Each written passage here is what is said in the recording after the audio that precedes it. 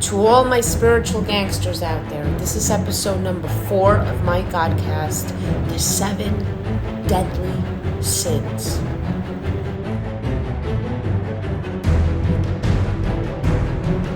The original sin that got Satan kicked out of heaven was pride. Satan didn't want to worship God, he wanted to be worshipped as God. Revelations chapter 12, verse 7. Then a war broke out in heaven. Michael and his angels fought against the dragon, and the dragon and his angels fought back. But he was not strong enough, and they lost their place in heaven.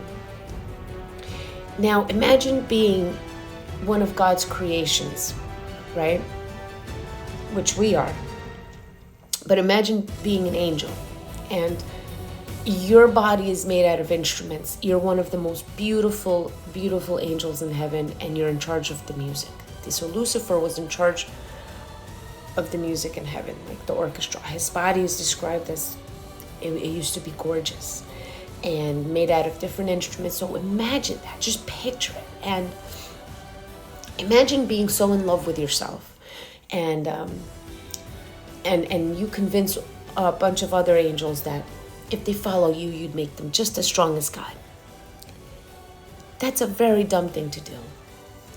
That's the first sin ever committed in heaven or earth, was pride. Yet we celebrate Pride Month, but we don't celebrate Veterans Day month. We don't have a Veterans Day parade that I'm aware of, because I just recently signed a petition for Trump to revoke the Pride Parade in New York and replace it with the Veterans Day Parade. I signed that petition. So why are we celebrating a sin that that got Satan casted out of heaven? Why? It's one of the 7 deadly sins. We have a generation of people that are in love with themselves, that are narcissistic, that put their needs before others. We live in a world ruled by Satan himself, and a lot of people aren't aware of it.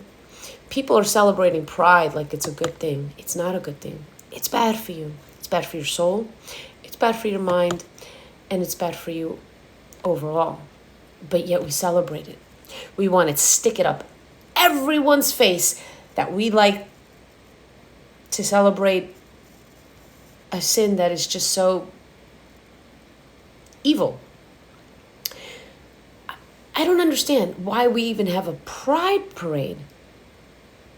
Do we really want to stick it up to everyone's face in this country or in this state of New York, that you like to take it in the behind, or that you like to fornicate with other men or other women?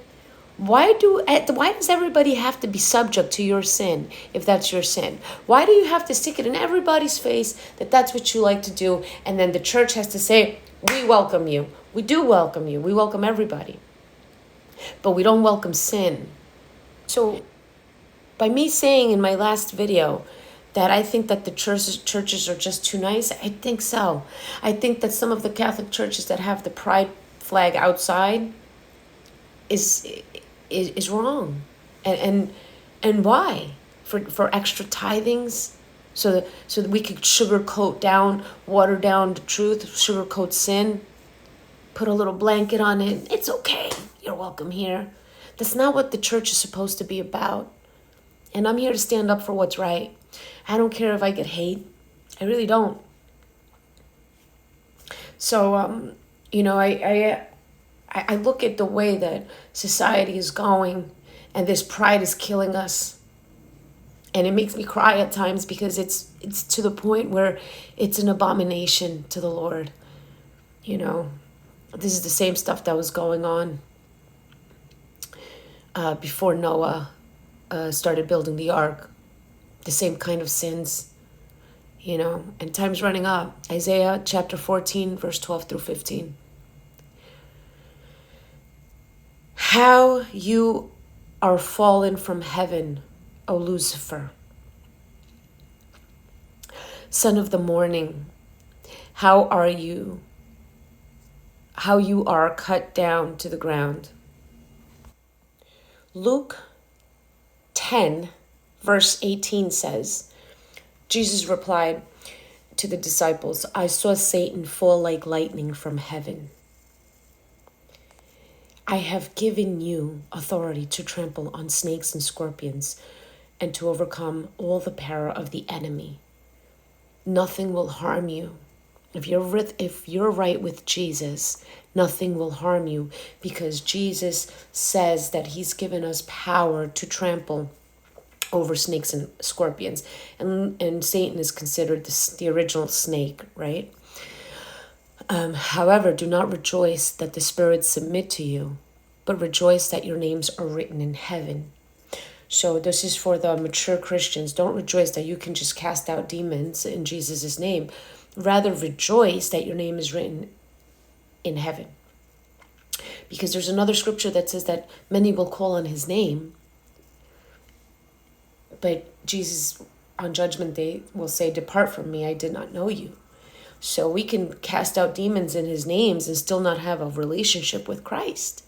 So think about that. But back to Luke chapter 10, verse 18, when Jesus says, I saw Satan fall like lightning from heaven. Now, in Isaiah chapter 14, verses 12 through 15, says,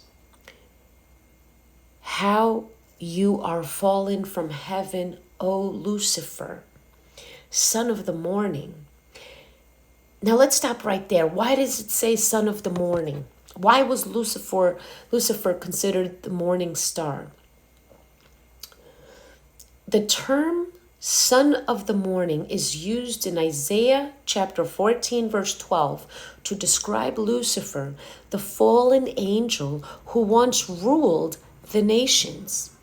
The phrase morning star refers to Lucifer's former glory and his belief that he could ascend to heaven and sit among the stars. However, listen to this, Lucifer's pride led his downfall. Lucifer's pride is one of the 7 deadly sins. Lucifer's pride led to his downfall.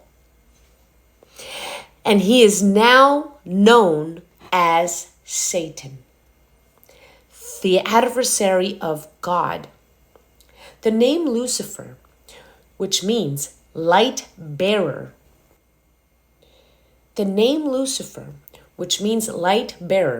reflects his character and the light he once shone. So pride was the first sin that was ever created. It is ruling this earth, ruling the United States. And I am pleading with fellow believers, whether you're Catholic, Christian, Protestant, Lutheran, whatever you want to call yourself. If you believe that Jesus is the Son of God and he is your Lord, I beg you to do your part to make America godly again. Because that's the only way America is going to be great again, is if we stop glorifying sin, is if we stop calling good evil and evil good. There is a problem with pride in this nation, and it's repulsive.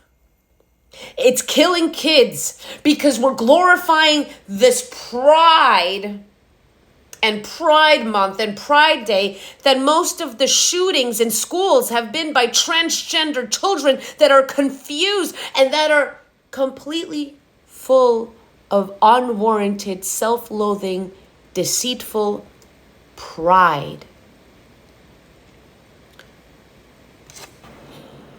In the Bible, God gives Noah a rainbow as a sign of the covenant between him and humanity, established after the flood. This covenant signifies that God will never again destroy the earth with a flood. And I'm going to do another episode. I'm not sure when, because there's so many topics I would like to cover, but I will do another episode on the evidence of the flood. They found Noah's Ark in Turkey on top of the mountain. There's a lot to it. That's for another day. But The erosion in the Great Canyon is a perfect example that there was a flood. There's a lot of erosion all over the world that shows that there was a massive flood. We did have this. All that's in the Bible is 100% true, whether you believe it or not. Now, this covenant of the rainbow signifies that God will never destroy the earth with a flood ever again, ensuring a future for all living things. Genesis 9:12 through 17. Let's take a look.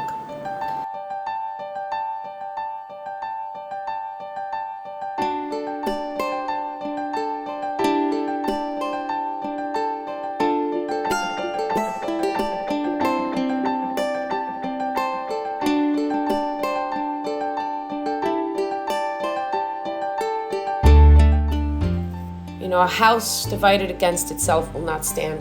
Fellow friends, believers, if we're all against each other, we're not going to make it.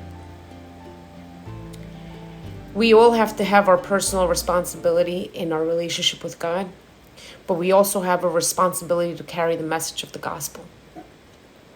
We're supposed to be fishers of men, pastors, priests, sisters, brothers. We're supposed to be fishers of men. The pride flag is an abomination to the Lord because it's not what it means. The colors of the rainbow were a gift to Noah after the flood. Satan knows that his time is short, and he doesn't want to go down without taking as many people, souls with him.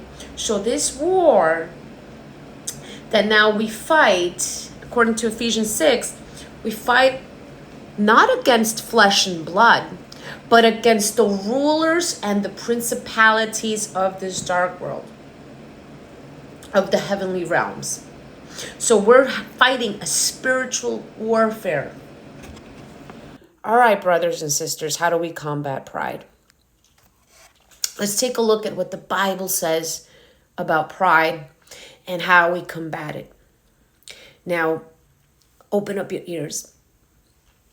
The Bible addresses pride in several passages, emphasizing its negative impact and the importance of humility. Here are some key points from the scriptures. I would take some notes. Proverbs chapter 16, verse 18. Pride goes before destruction, and a haughty spirit before a fall. So what does a haughty spirit mean? Haughty means arrogantly superior and disdainful. And that's exactly what pride is. It's arrogantly superior and disdainful. So similar adjectives to haughtiness is proud, vain, arrogant, conceited, snobbish, stuck up, pompous, self-important, superior, egotistical, condescending, lofty, patronizing, smug, scornful. And listen, many of us at one point or another fall into pride. When we get defensive or, I know I do. Hey, I'm human, right? But there's a deeper way of pride that will completely destroy your life. And that's why it's one of the 7 deadly sins. I'll give you a perfect example. The last school shooting that we had, a transgender kid shooting Catholic children. Where's your God? Because pride is one of the 7 deadly sins. Pride and wrath. So that poor child, was battling demonic forces that he couldn't fight because he didn't have faith, the knowledge of God. Pride always comes before destruction and a haughty spirit before a fall. That's in Proverbs chapter 16, verse 18. Write it down. James chapter 4, verse 6 through 7 says, but he gives more grace. Therefore, it says, God opposes the proud, but gives grace to the humble. How beautiful is that? How beautiful is it that God gives more grace? Therefore, it says that God opposes the proud, but gives grace to the humble. Now let's take a look at Philippians chapter 2, verse 3. Do nothing from selfish ambition or conceit, but in humility count others more significant than yourself. That's the opposite of pride. That's being selfless. Romans chapter 12, verse 16. Live in harmony with one another. Do not be haughty, but associate with the lowly. Do not be prideful, but associate with people that are more unfortunate than you, that need help. 1 Peter chapter 5, verse 5. Likewise, you who are younger, be subject to the elders. Clothe yourselves, all of you, young ones, children, young adults. Clothe yourselves, all of you, with humility towards one another. For God opposes the proud, but gives grace to the humble. Just remember that pride always goes before the fall. Pride always comes before destruction, and a prideful spirit before the fall, right? All right, there's a bunch of other scriptures that I want to share with you guys, how to combat pride and about pride, but we got to move on to the next one. Envy.